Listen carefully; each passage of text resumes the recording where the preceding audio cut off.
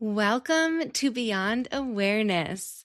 Have you ever been told that you are sweet? And more importantly, do you feel like that has been impacting how you show up at work or in your relationships, or maybe not how you show up, but how you are perceived? I have been told that I am sweet my whole life.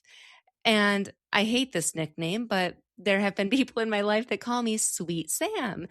And I get it. I think that I am a very kind person and very sweet. Well, I'll just say that. But I think that I know that it's always kind of felt like it is one side of that word is positive, but it also has a side of negativity.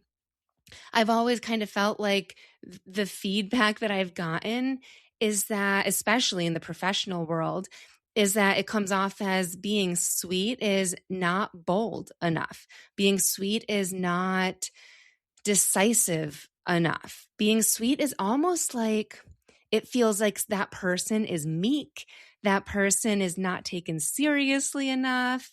That person is not enough, right? Not enough to be a solid leader if we're talking about like professional and even in relationships. Like a sweet person to me is like walked on, stepped on. Maybe it's me taking it to the next level or the nth degree. But that's how I've felt. Whenever I hear the word sweet, that's the other side of the word sweet that I feel. And I've heard this comment recently. I've gotten the feedback. Something a little nerdy about me that I've never talked about on the podcast is that I have this like side job, if you will, where I help create email copy for launches, which I love because obviously I love writing, I love journaling, and I infuse like storytelling and all of that to help this business do well with their launches. And I hopped on a call with someone before a launch to learn about what the launch is, what the offers are, what basically what they want from me. And I heard afterwards through the grapevine that the person that I spoke with thought that I was sweet. And I honestly was shocked because on that call with her, I was kind and respectful 100%. But I also challenged her on the organization of her systems because they could have definitely been more organized. And I suggested improvements.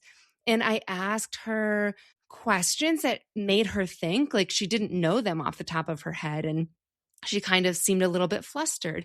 And all of these things made me think that the feedback would have been something along the lines of Sam is nice, she's professional, and she does good work. I don't know. Or no feedback at all. But just the fact that the feedback was she's sweet, I was like, what? Like, it truly blew my mind because I did not feel sweet. I didn't feel like I went above and beyond to be nice. And when I received the feedback of sweet in that moment, I truly felt bummed because it felt like I wasn't taken seriously almost. And then I went to a local event in Rochester, New York it was the Vocal Honey event, and it was titled Be Sweet. And it was called Be Sweet because it was around Valentine's Day. It was February 11th, and it had like a Galentine's theme. And so that was like, again, the whole theme was sweetness. But the host, Kimberly Lafort, she hosts these pop-up workshops. And no matter what the theme is, it's always about getting better at speaking by understanding how our nervous systems impact our voice. It was amazing. It was really cool. And I loved it. And I thought it was so interesting that the event that I could attend was about sweetness. I actually did not want to attend this event because I was like, oh, I don't need this. I don't know. I just didn't think I needed more sweetness in my life. But anyways, pretty early on in the event, Kim was saying that we need to listen to our bodies and be in our bodies and channel the sweetness that we have and view sweetness as power. And our irresistibleness, is that a word, as power, and really feel that within ourselves. When we feel sweetness as powerful internally, that is when we become magnetic. That is when we magnetize what we want. We have to become irresistible with ourselves and with our voice, turning that into speaking, like using that sweetness, knowing that that is our power. And then we feel confident. Like I'm even talking slower right now. That is our confidence that comes through. And it was just such a mindset shift. And when I first heard it, I was like, oh, interesting. And it just kept getting reiterated. And there were two questions throughout the night that really opened my eyes, I think, and got me to really hone in on this that I want to share with you. The first one was, how do I want to feel about my voice? And so whether you can relate to sweetness or not, I think that this is a really powerful question. The way that I answered it initially is that I want my voice to carry potent messages that cuts through surface level noise, that cut through the noise. I feel like I have such a deep message to share. And I think it's different for the message I share is unique to everyone. That's why I love one-on-one work, because everyone needs to hear something different based on what they're going through and what their specific belief is and how that belief is showing up in their life, like how it applies to them and their situation. And it's so powerful once you can connect on that level, and it's so potent. So I hope that I want to feel that my voice is potent. I want to feel that it's taken seriously. And then Kim gave an example of in her previous marriage, how her ex-husband would give her the silent treatment. And I was like, I can relate. And so once she opened that whole can of worms, I thought, yes, I want my voice to feel like when I say what I actually want to say, I won't be given the silent treatment, and that my voice is not a liability. And so that one question, once, you really think about it, it can open a can of worms, and it really gets you to think about not just, I want my voice to sound confident. I want to be able to think quicker. I want to sound less jumbled. That's what I went into this event thinking. And I came out so much more potent. And then the second question, there was a co-host who was named Ruby Rodriguez. She just did a little segment in the middle. She is, I'm going to call her an herbal mixologist. I don't know if that's how she would name herself, but she took a lot of herbs and spices and whatnot and made us this honey and a drink. And it was this whole like meditation, almost visualization. And then we did a little journaling. And in the visualization, she mentioned the reframe that sweetener is used for preservation in foods, right? Like sugar, sucrose, we see a lot, corn syrup, that's used for preservation. And then she asked the question, are you using sweetener for preservation, like people pleasing, or preservation in just like not saying what you want to say? Or are you using sweetener, your sweetness, for more joy, meaning saying what you want to say, speaking up and sharing your needs, because that will bring you more joy? And that wasn't a journal prompt, but as soon as we came out of the visualization, I wrote that down because I was like, mind blown. There's two sides. That's the two sides to the sweetener that I was sharing earlier. But introspectively, the people pleasing side is that negative side. And I think that that's why it hurt, not even hurt, but that's why I felt the negative side of being called sweet, is because of my people-pleasing tendencies. I knew that it was well-intentioned every time somebody said something, but I knew that underneath all of that, I wasn't speaking up. I wasn't saying what I wanted to say and sharing my needs. And then in my meeting that I referenced earlier, I realized that I was saying what I wanted to say. I didn't have a filter.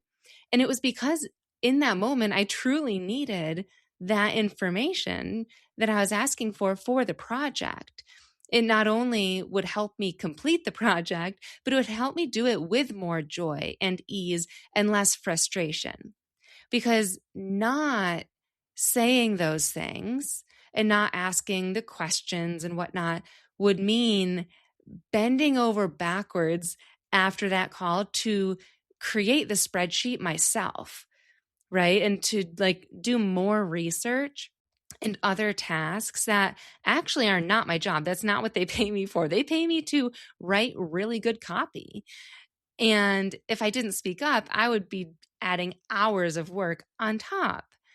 And the reason that I would do all of that and not say those things is to try to be nice, right? If I was trying to be nice and to try to be sweet on that call, AKA people pleasing, I wouldn't have said any of that. I would have been like, oh, okay, a spreadsheet is easy enough. I'll just do that on the side.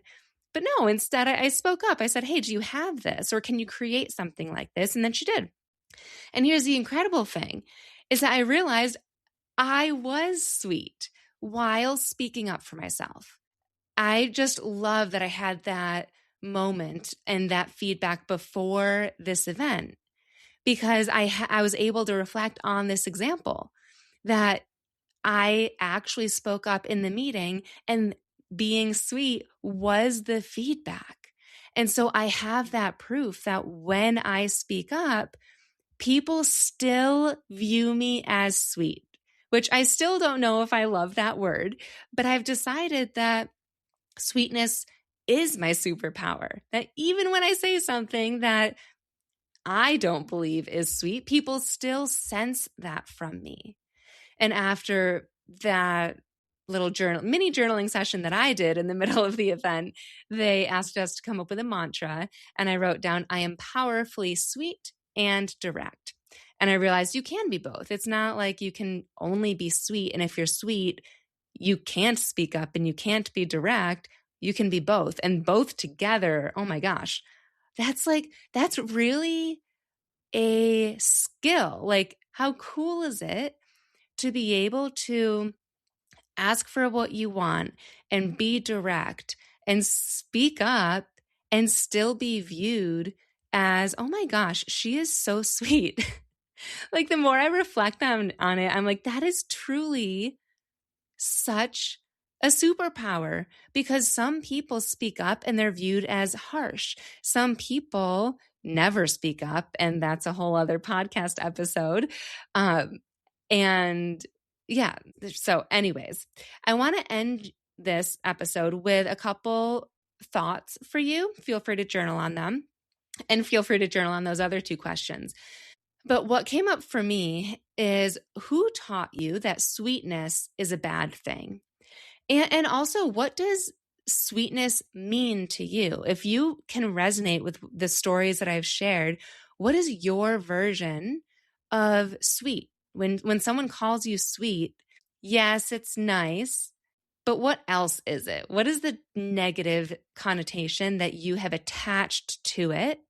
And who taught you that? Or what experiences have made you feel like that? And then second, what if sweetness was your superpower? And if it was, how would that change the way you show up in your conversations? What would you say? And more specifically, is there anything that you would say this week to somebody if you knew that you could say something and it would still be perceived as, oh my gosh, Sam is so sweet, and you actually asked for that raise at work, or you actually told your partner that you were unhappy with the fact that they never fold laundry or whatever it is? What would you say knowing that the world didn't crumble or somebody didn't get mad at you? What would you say? And I would love for you to actually take action on that. All right. So that is what I have for you, my sweet, sweet listeners. Sweetness can be your superpower. And it starts with that internal feeling and really embodying that. I'm so curious to hear if this resonates. If it does, feel free to reach out to me in my email or the links in the show notes where you can contact me on social media. But thank you for tuning in this week. I so appreciate that you listen, that you follow along, and feel free to share this with somebody that you know, maybe that you think is sweet or that you know would just really resonate and would love to hear this message. Thanks again, and I will see you next time. Thanks for listening to Beyond Awareness, the podcast where we close the gap between knowing and doing. If you're ready to heal what's holding you back from success, start with my free Calm Mind Blueprint at www.samanthapenkoff.com/calm-mind. It's a 5-day strategic journaling practice with prompts and voice guidance from me. And if you want to go deeper, book a 90-minute breakthrough intensive. Links for both are in the show notes, and if you know someone who would benefit from this episode, I would be so grateful if you shared it with them so that they can make decisions from clarity instead of drowning in overwhelm. I will see you next time.